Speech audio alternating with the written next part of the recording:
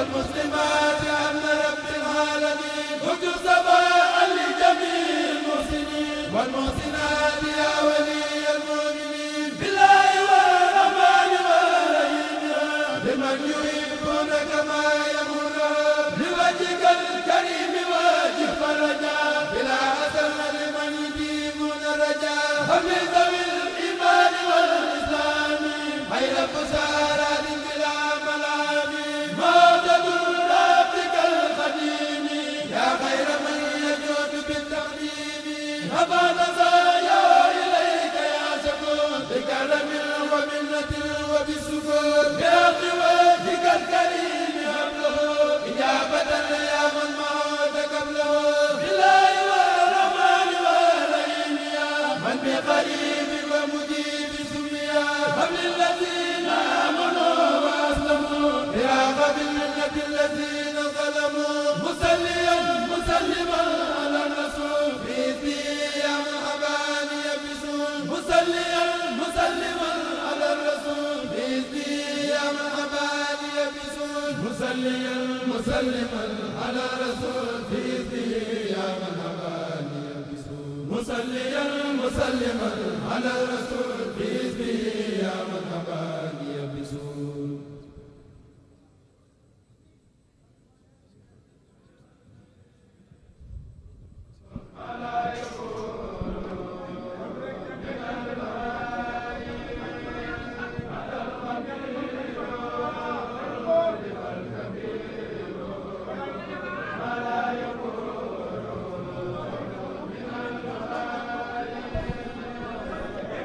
asalaamaaleykum wa rahmatulahi taala wa barakaatu kon ñuy santaat bu baax ci bisub tey bi di ñaar fukki fan ak ñeent ci weeru Ramadan dëppoog le 25 mars suba jàmm incha allah muy ñaar fukki fan ak juróom ci weer wi kuréel bi ñu duppee Cheikh Abdou Lahad Mbacké ñoom ñoo war a jàng suba kuréel Sëriñ Abdou Lahad ci kanamu sëriñ bi ñi nga xam ne ñoo war a gàttandu sëriñ bi gunge ko mooy kuréel gu ñu duppee Masaalikul Jinaan bu tarxiya bu Touba kuréel bi tamit di kuréel Sëriñ Abdou Lahad di kuréel bis bu tarxiya kon loolu mooy programme suba bi donc pour la journée de demain 25e jour du mois Ramadan le groupe qui sera à l'honneur c'est le groupe baptisé Serigne Abdou Lahad, le 3e khalife du mouridisme, et le groupe qui aura la charge d'accueillir et de raccompagner le khalife c'est le groupe baptisé Massalikul Jinan de la Daara Hizbut Tarqiyyah de Touba.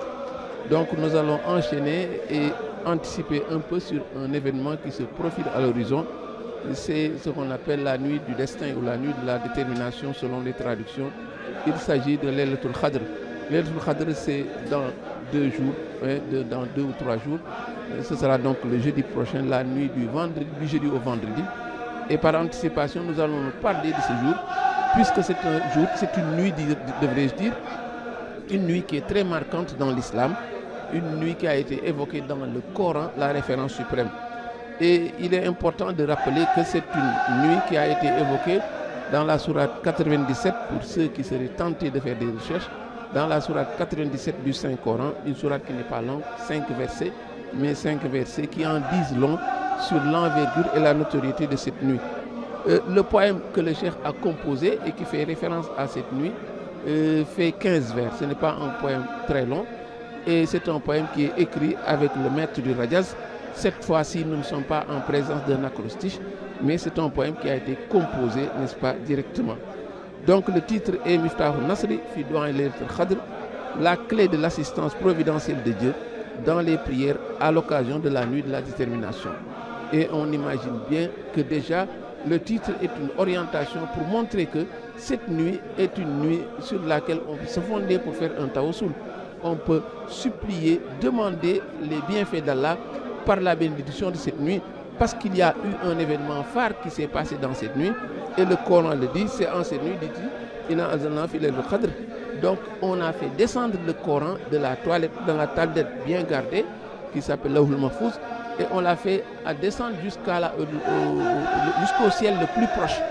Et à partir de là maintenant, les versets vont arriver auprès du prophète, et pendant 23 ans, mais sachez que quand le Coran dit, on a fait descendre le Coran lui-même, cela veut dire qu'il était planqué au niveau de Lawhul Mahfouz, ce lieu, cette tablette qui récapitule tous les décrets d'Allah, et on l'a fait descendre jusqu'au ciel le plus proche. Et à partir de là, pendant 23 ans, les décrets, les versets vont arriver auprès du prophète Mohammed, paix et salut sur lui. Donc c'est Allah qui le dit sans détour. Nous l'avons certes fait descendre pendant la nuit de la détermination.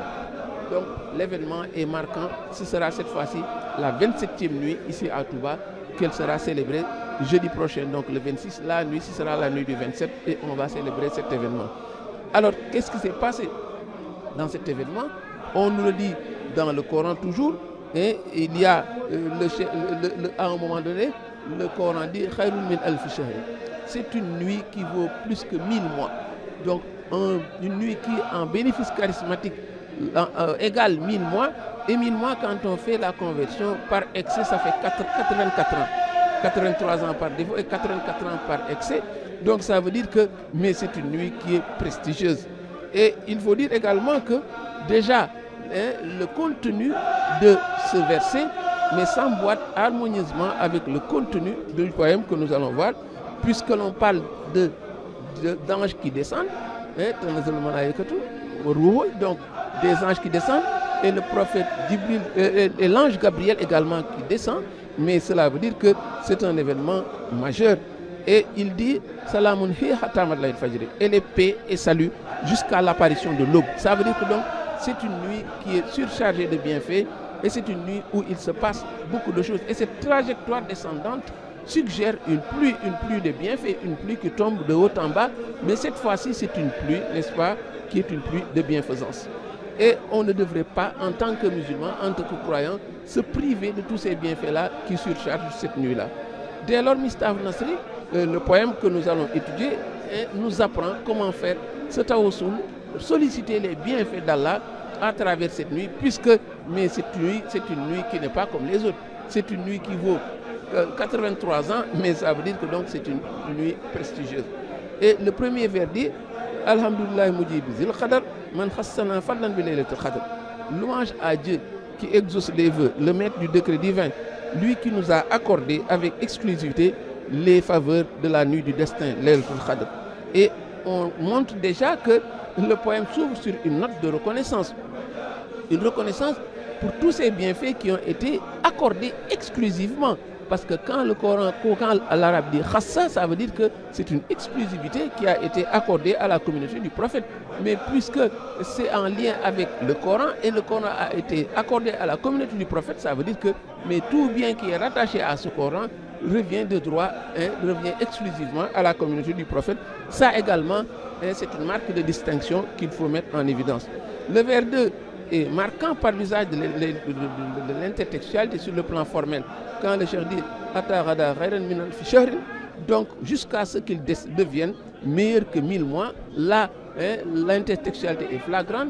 Le cheikh a pris la chute d'un verset pour l'introduire, Khayrun min alfi shahrin, ça se trouve dans la sourate Al-Khadr, la 97e sourate du Saint-Coran.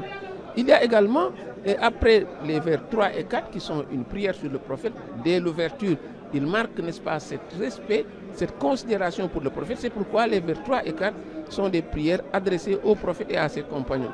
Au vers 5, l'orientation du poème apparaît en toute clarté quand il dit « Sachez qu'aujourd'hui, je sollicite en abondance la satisfaction de tous les besoins en provenance du noble Seigneur. » Donc c'est une nuit qui possède des vertus et c'est une nuit par laquelle qui peut servir de tremplin pour solliciter les bienfaits d'Allah le Très-Haut. Tremplin mais également bouclier pour faciliter les choses mais également pour faire un barrage à tout ce qui peut être contraignant. Au vers 5, il dit « Je sollicite en abondance la satisfaction de tous les besoins. » Au vers 6, « Par la grâce de cette nuit bénie, dissimule mes imperfections. » Donc, ce côté négatif, ce côté positif. Cette nuit qui peut être un adjuvant qui facilite, mais également qui peut être un blocage qui fait barrage à tout ce qui peut être nuisible. Et les vers suivants, du 6, vers 6 au vers 9, sont marquants par l'usage de l'anaphore. Et chaque fois, le cheikh dit Ya Rabbana, ce sont des poèmes, ce sont 4 vers qui tous commencent par Ya Rabbana, mais ça c'est le procédé de style de l'anaphore et le cheikh l'utilise. Ô toi mon Seigneur, dit-il. Et cela contribue à conférer du rythme au poème. Ça également, ce sont les indices stylistiques. Et cela également rehausse la chaleur d'évocation la motivation de celui qui est le demandeur. Il se ajoute donc également la forme emphatique.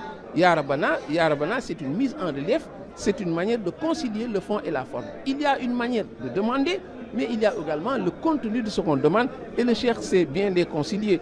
Énumérons maintenant, pour s'en convaincre, tout ce que le cheikh demande. C'est pourquoi on saura que ce poème, il est digne d'être lu. Au lieu de tendre la main et de demander quoi que ce soit, lire le poème peut engranger tous les bienfaits. Le cheikh dit successivement: abolis mon sort et celui de la communauté. Il dit: protège-moi contre tout ce qui me porte préjudice. Fais de moi la droiture, fais de la droiture mon escalier. Accorde-moi le paradis, purifie mon cœur, engage-moi dans la voie du succès et du bonheur. Attire nos cœurs vers l'abandon du bas monde. Accorde-nous une félicité durable et des bienfaits. Et au-delà de toutes ces demandes qui sont faites avec forte chaleur, on peut déceler l'évocation de la communauté du prophète. Ça également, 2 passages, les versets 7 et 10, font allusion directe à la communauté du prophète. On l'entend dire: abolis le sort de ma communauté, puis ensuite à toute la communauté musulmane. Ça également, c'est une manière de présenter le cheikh comme un héritier du prophète, parce que la préoccupation du prophète, c'était sa communauté. C'est pourquoi qui hérite du prophète hérite également de cette préoccupation pour sa communauté, également bien marquée. Il y a également la thématique de bien priser du cheikh, cet hommage au prophète, ces propos laudatifs au prophète qui ne pouvaient pas manquer. Et il l'appelle Mohammed Babil Huda, Nafir Rada, Nail Mada, Jalil Dja, Mouzwarada. Mohammed, la porte de la bonne guidée, celui qui éloigne de l'égarement, celui dont l'influence est vaste et qui a dissipé les ténèbres, ou dès son arrivée. Voilà donc, on ne pouvait terminer de plus fort belle manière, parce que l'hommage du prophète également, c'est une préoccupation du vénéré Cheikh Khadim. Wassalamu alaikum wa rahmatullahi wa barakatuh.